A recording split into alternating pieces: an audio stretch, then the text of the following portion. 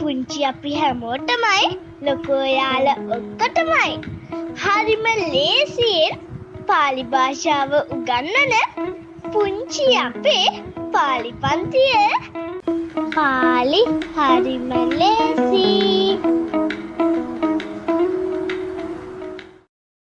සුසායන් හම්බවතු. ඔන්න ඉතින් වෙනද වගේම අපි පුංචි යාළුවෝ මේ එකතුලා ඉන්නේ පාලි හරිම ලේසි වැඩසටහනත් එක්ක.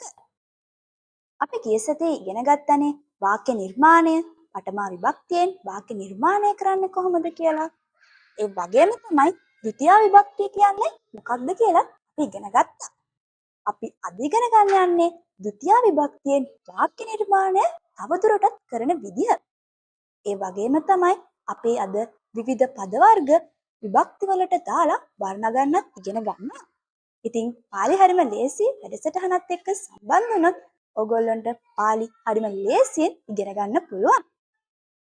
පාලි හරිම ලේසි. ඉතින් පුංචි යාළුවනේ ඔයාලට මතකද ගිය සතියේ පාඩම් මාලාවේ අපි ද්විතිය විභක්තිය ඉගෙන ගත්තා. ඉතින් මේ සතියේ පාඩම් මාලාවේදී මේ ද්විතිය විභක්තිය තවදුරටත් අධ්‍යයනය කරලා බලමු. ඔයාලට පේනවද මේ දැන් තිරයේ දිස්වන වාක්‍ය? අහං බුද්ධං සරණං ගච්ඡාමි. මම බුදුන් සරණ යමි. කාටද කියන්න බලන්න මේ වාක්‍යයේ ද්විතිය විභක්තිය භාවිතා කරලා තියෙන පද ටික කියන්න පුළුවන්. හරි, මම දන්නවා අපේ පුංචි යාළුවන්ට පුළුවන් කියලා. බිනෙත්මා ඔයා කියන්නකෝ බලන්න මේ වාක්‍යයේ ද්විතිය විභක්තිය භාවිතා කරලා තියෙන පද ටික. ඔව් තාරක, අපි ගිය සතියේ මේක ඉගෙන ගත්ත හින්දා මට නම් කියන්න පුළුවන්. ඉතින් අපේ පුංචි යාළුවන්ටත් පුළුවන් ඇතිනේ මේක කියන්න. ඉතින් අහං බුද්ධං සරණං ගච්ඡාමි කියන වාක්‍යයේ ද්විතිය විභක්ති පද තමයි බුද්ධං සහ සරණං කියන්නේ. මම කොහොමද මේක අඳුරගත්තේ? අපි දන්නවා නාම මූලයකට අං කියන ප්‍රත්‍ය එකතු කරලා ද්විතිය විභක්ති ඒකවචන නාමපදයක් හදාගන්න පුළුවන් කියලා. බලන්නකෝ යාළුවනේ මේ උදාහරණය. පොඩ්ඩක් ඔයාලට අහලා පුරුදුයි වගේ නේද? මොකද කලින් පාඩම් මාලාවේදී අපි මේ ගැන ඉගෙන ගත්තා. බලන්නකෝ. අහං ගේහං ගච්ඡාමි. මම ගෙදර යමි. මේකේ කර්තෘ කවුද? මේකේ කර්තෘ තමයි අහං නැත්තම් මම. මේකේ ක්‍රියාව තමයි ගච්ඡාමි නැත්තම් යමි. එතකොට මේ කර්තෘගේ ක්‍රියාවට යටත් වන්නා තමයි ගේහං. බලන්න මේ ගේහ කියන නාමපදය ද්විතිය විභක්තියෙන් මේ නාම ප්‍රකෘතියට අං කියන ප්‍රත්‍ය එකතු කරලා ගේහං කියලා මෙතන යොදලා තියෙනවා. එතකොට අන්න එහෙම තමයි මෙතන ද්විතිය විභක්තිය භාවිතා කරලා තියෙන්නේ. බිනෙත්මා අපිට තව අලුත් උදාහරණයකින් මේ ගැන කියලා දෙන්නකෝ. පාලි හරිම ලේසි. තාරක, මම උදාහරණයක් විදියට ගන්නම්කෝ. ආචාර්යෝ අක්කරං ලිඛති. ඒ කියන්නේ ගුරුවරයා අකුරක් ලියයි. ඉතින් මේකේ ආචාර්යෝ තමයි ක්‍රියාව කරන්නේ. කියන්නේ ගුරුවරයා තමයි ලියන්නේ. මොනවද ලියන්නේ? අකුරක් නේද? ඉතින් මේ වාක්‍යයේදී ද්විතිය විභක්තියක් විදියට මේ අක්කරං නැත්තම් අකුර කියන එක තමයි අපි ගන්නෙ. මේක ඉතින් මෙහෙම පැහැදිලි නැතුව ඇතිනේ පුංචි ඔයාලට. තාරක, ඔයා මේක තව ටිකක් පැහැදිලි කරන්නකෝ. වෙනත්ම මේ ගැන අපි කලිනුත් කියලා දුන්නා. බලන්නකෝ යාළුවනේ. වාක්‍යයක කර්තෘගේ ක්‍රියාවට යටත් වන්නා ද්විතියාවෙන් තමයි. ඔයාලට වාක්‍යයක් දුන්නොතින් ඒ වාක්‍යයේ කර්තෘ කෙනෙක් ඉන්නවා, ක්‍රියාවකුත් තියෙනවා. මෙන්න මේ කර්තෘගේ ක්‍රියාවට යටත් වන්නා අපි හඳුන්වනවා කර්මය කියලා. මෙන්න මේ කර්මය තියන්න ඕන ද්විතිය විභක්තියෙන්. ඒ වගේම අවසාන ක්‍රියාව ප්‍රශ්න කළොත් කර්මය අපිට හොයාගන්න පුළුවන්. බිනෙත්ම ඔයා මේ ගැන මොනවද හිතන්නේ? ඔව් තාරක, වාක්‍යයක කරන දේ හඟවන හා පැමිණෙන තැන හඟවන පද ද්විතිය විභක්තියෙන් යොදනු ලබයි. කරන දේ හඟවන. මං උදාහරණයක් විදියට කලින් උදාහරණයක් ගන්නම්කෝ. ආචාර්යෝ අක්කරං ලිඛති. ඒ කියන්නේ ගුරුවරයා අකුරක් ලියයි. ඉතින් මේකෙදි කරන දෙයක් හංගවලා තියෙනවා. ගුරුවරයා මොකද්ද ලියන්නේ? අකුරක්. ඒ වගේම තමයි පැමිණෙන තැන හංගවන පද. අර අහං ගේහං ගච්ඡාමි. මම ගෙදර යමි. අන්න ඒ වගේ පැමිණෙන තැන හංගවන පද ဒုတိ ය විභක්තියෙන් තමයි අපි ලියන්න ඕනේ. එහෙනම් තාරක අපි දැන් ඉගෙනගත්ත විභක්ති දෙකෙන් නාමපද ටිකක් වර්ණගලෙමු නේද? ඔන්න යාළුවනේ අපි දැන් හදන්නේ නාමපද විභක්තියන්හි වර්ණගන්න. පුල්ලිංග බුද්ධ ශබ්දය අකාරාන්ත. අපි මේ ගැන කලිනුත් ඉගෙනගෙන තියෙනවා. බලන්නකෝ පඨමා විභක්ති ඒක වචන නාමපද වර්ණගද්දී අපි භාවිතා කළ ප්‍රත්‍ය තමයි ඕ ප්‍රත්‍ය. අන්න ඒ ආකාරයට මේ බුද්ධ කියන ශබ්දයට ඕ ප්‍රත්‍ය එකතු කරලා පඨමා විභක්ති ඒක වචන බුද්ධෝ කියන නාමපදය නිර්මාණය කරගත්තා. ඒ වගේම තමයි බහුවචන නාමපද නිර්මාණය කරද්දී අපි එකතු කරේ ආ කියන ප්‍රත්‍යය.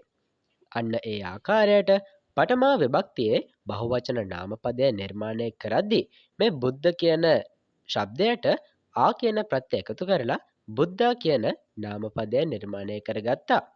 ඒ වගේම ဒုတိ ය විභක්තියේදී මේ බුද්ධ කියන ශබ්දයට අං කියන ප්‍රත්‍යය එකතු කරලා ဒုတိ ය විභක්ති ඒක වචන නාමපදයක් විදියට බුද්ධං කියන නාමපදය හදාගත්තා. බලන්නකෝ ဒုတိ ය විභක්ති බහුවචනවලදී අපි ඒ කියන ප්‍රත්‍යයන එකතු කරේ. අන්න ඒ ආකාරයට බුද්ධ කියන ශබ්දයට ඒ ප්‍රත්‍යය එකතු කරලා බුද්ධේ කියන ဒုတိ ය විභක්තියේ බහුවචන නාමපදය නිර්මාණය කරගත්තා. අපි දැන් දන්නවනේ නාමපද වර්ණගන්නේ කොහොමද කියලා. ඔයාලා උනාට දන්නවද මේවල සිංහල තේරුම වෙනස් වෙන්නේ කොහොමද කියලා? හරි. බිනෙත්මා අපේ පුංචි යාළුවන්ට කියලා දෙන්නකෝ මේවල සිංහල තේරුම වෙනස් වෙන්නේ කොහොමද කියලා. පාලි හරිම ලේසි. ඔව් තාරක. එහෙනම් අපි බලමු නේද? බුද්ධ කියන ශබ්දය පඨමා විභක්තියෙන් හා ဒုတိ ය විභක්තියෙන් බර නැගුවට පස්සේ ඒකේ තේරුම වෙනස් වෙන විදිහ. පුංචි යාළුවෝ මෙන්න මේ වගුව දිහා පොඩ්ඩක් බලන්න. පඨමා විභක්ති ඒක වචන බුද්ධෝ කියන පදයේ තේරුම තමයි බුදු රජ. බහුවචන බුද්ධා කියන පදයේ තේරුම තමයි බුදු රජවරු. මේක හරිම ලේසි. එහෙනම් අපි දැන් ဒုတိ ය විභක්තිය බලමුකෝ. ဒုတိ ය විභක්තියේ ඒක වචන බුද්ධං කියන එකේ තේරුම තමයි බුදු රජ. බහුවචන බුද්දේ කියන එකේ තේරුම තමයි බුදු රජවරුන්. එහෙනම් තාරක අපිට මේක තව උදාහරණයකින් පැහැදිලි කරලා දෙන්නකෝ. අපි දැන් එහෙනම් පුල්ලිංග අකාරාන්ත දේව ශබ්දය වර්ණගල බලමු. වර්ණගල ඉවර වෙලා අපි බලමු මේකේ සිංහල තේරුම මොකක්ද කියලා. පඨමා විභක්ති ඒක වචන නාමපදවලදී මේ දේව කියන ශබ්දයට ඕ ප්‍රත්‍යය එකතු වෙලා දේවෝ කියලා මේ නාමපදය නිර්මාණය කරගත්තනේ. මේ දේවෝ කියන නාමපදයේ සිංහල තේරුම තමයි දෙවියා. ඒ වගේම පඨමා විභක්තියේ බහුවචන නාමපදවලදී මේ දේව කියන ශබ්දයට ආ ප්‍රත්‍යය එකතු වෙලා දේවා වුණානේ. එතකොට මේකේ තේරුම තමයි දෙවියෝ. එහෙනම් පඨමා විභක්ති ඒක වචනවලදී දේවෝ කියන එක දෙවියා කියලත් බහුවචනවලදී දේවා කියන එක දෙවියෝ කියලත් තේරුම මාරු වෙනවා. ඒ වගේම ဒုတိ ය විභක්තියේ ඒක වචන නාමපද නිර්මාණය කරද්දී මේ දේව කියන ශබ්දයට අම් ප්‍රත්‍යය එකතු වෙලා දේවන් වුණානේ. මේකේ තේරුම තමයි දෙවියා. ඒ වගේම ဒုတိ ය විභක්තියේ බහුවචනවලදී දේව කියන ශබ්දයට ඒ ප්‍රත්‍යය එකතු වෙලා දේවේ වෙනවා. ඒකේ තේරුම තමයි දෙවියන්. එහෙනම් ဒုတိ ය විභක්ති ඒක වචනවලදී දෙවියා කියලත් බහුවචනවලදී දෙවියන් කියලත් තේරුම වෙනස් වෙනවා. මම හිතනවා අපේ පුංචි යාළුවන්ට මේක තේරෙන්නේ නැති කියලා. කෝකටත් බිනෙත්මා අපි තව උදාහරණයක් කියලා දෙමු. එහෙනම් තාරක මම පුල්ලිංග මනුස්ස ශබ්දය වර්ණගල පෙන්නන්නද? පඨමා විභක්ති ඒක වචන මනුස්සෝ කියන එකේ තේරුම තමයි මිනිසා කියන එක. එතකොට බහුවචන මනුස්සා කියන එකේ තේරුම තමයි මිනිස්සු කියන එක. එතකොට ဒုတိ ය විභක්ති ඒක වචන මනුස්සන් කියන එකේ තේරුම තමයි මිනිසා කියන එක. ඒ බහුවචන මනුස්සේ කියන එකේ තේරුම තමයි මිනිසුන් කියන එක. තාරක මේකෙදි අපි අවධානය යොමු කරන්න ඕනේ පොඩි කාරණයක් තියෙනව නේද? ඔබිනත්ම මේක අපිට දීලා තියෙනවා සැලකිය යුතුයි කියලා. බලන්නකො යාළුවනේ. පුල්ලිංගයෙහි ඇතුළත් සියලු ශබ්ද එක් ආකාරයකින්ම වර්ණගන්න බැහැ කියලා දීලා තියෙනවා. අකාරාන්ත ශබ්ද එක් ආකාරයකිනුත් ඉකාරාන්ත ශබ්ද තවත් ආකාරයකිනුත් ඇතම් අවස්ථාවලදී සමාන අන්ත ඇති ශබ්ද වෙනස් විදියටත් වර්ණගෙනවා. තේරුණාද යාළුවනේ? කාලි හරිම ලේසි.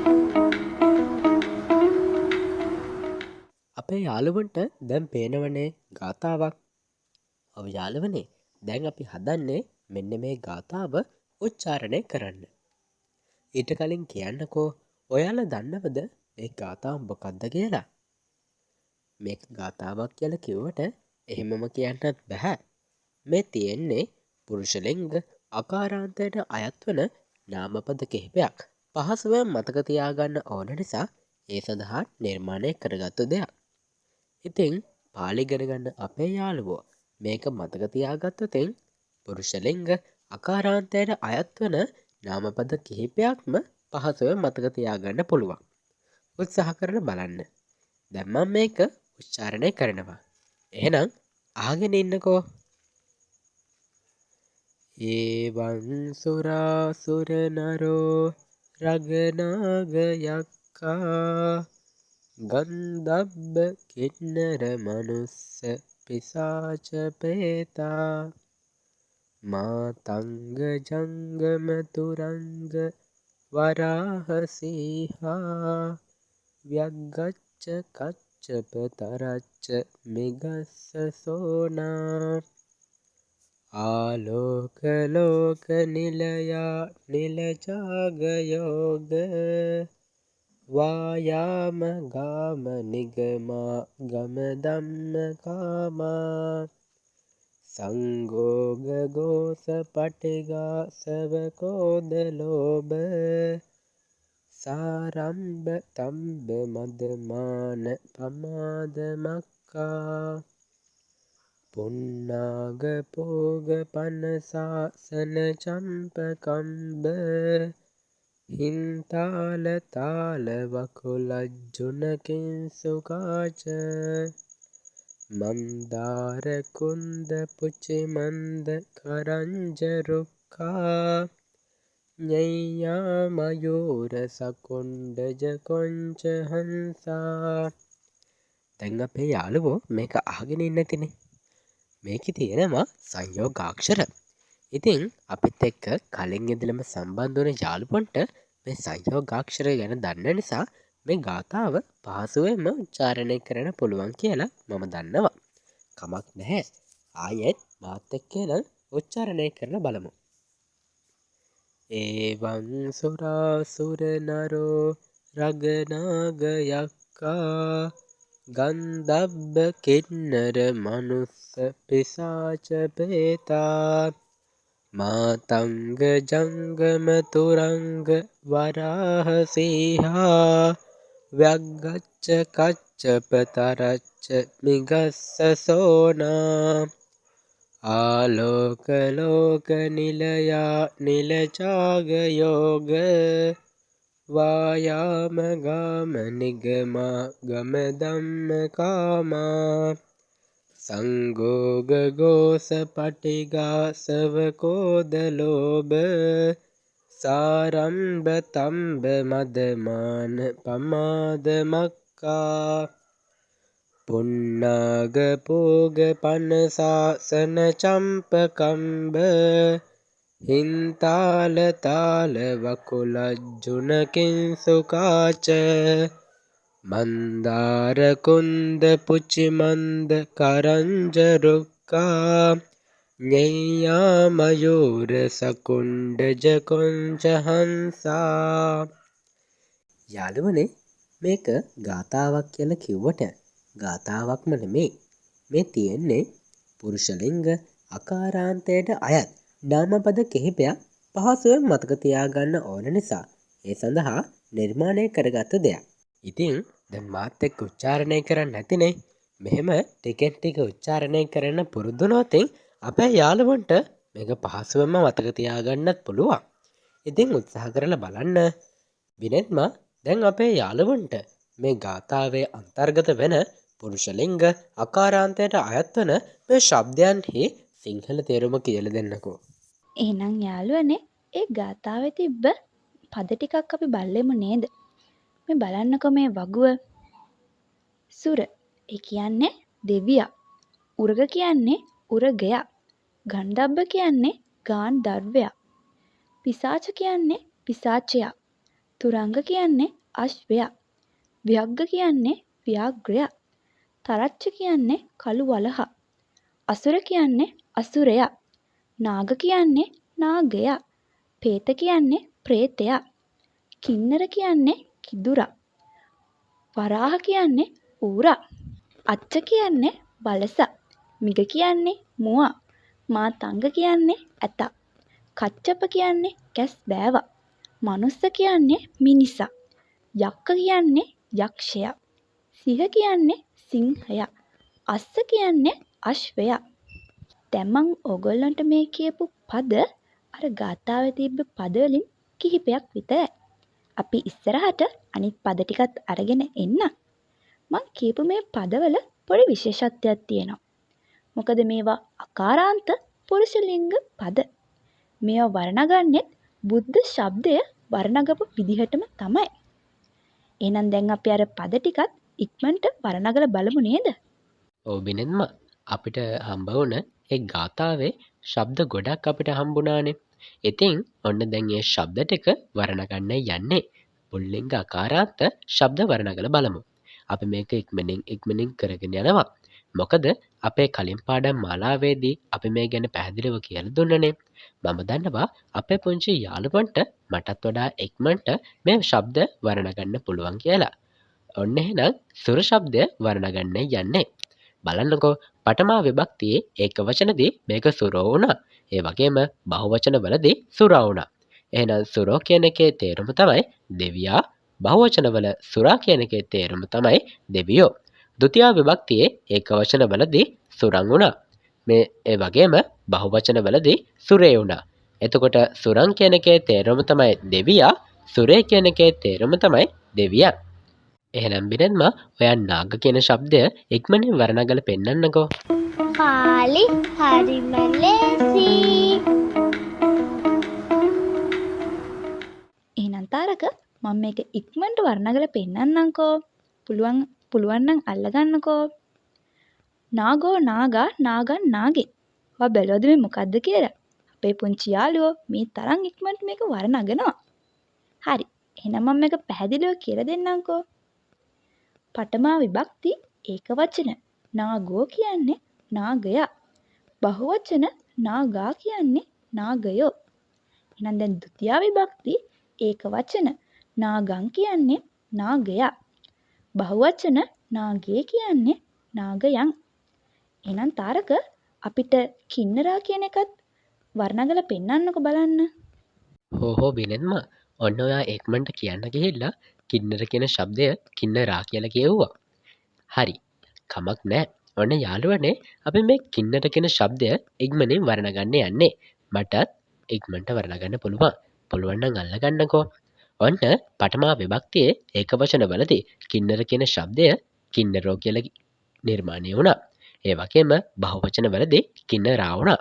එතකොට ඒකවචන කින්නරෝ කියන එකේ තේරුම තමයි කිඳුරා. බහුවචන කින්නරා කියන්නේ කිඳුරෝ. ဒုတိ ය විභක්තියේ ඒකවචන වලදී කින්නර කියන ශබ්දය කින්නරං වුණා. බහුවචන වලදී කින්නරේ වුණා. එතකොට කින්නරං කියන එකේ තේරුම තමයි කිඳුරා. කින්නරේ කියන්නේ කිඳුරන්. ඉතින් පුංචි යාළුවනේ මෙන්න මේ ආකාරයට අපිට හම්බුණ අර ගාථාවේ අනිකුත් ශබ්දත් වර්ණගලා තියාගන්නකෝ. ඒ වගේම යාළුවනේ මේක හරි විනෝදෙන් කරන්න පුළුවන් දෙයක්.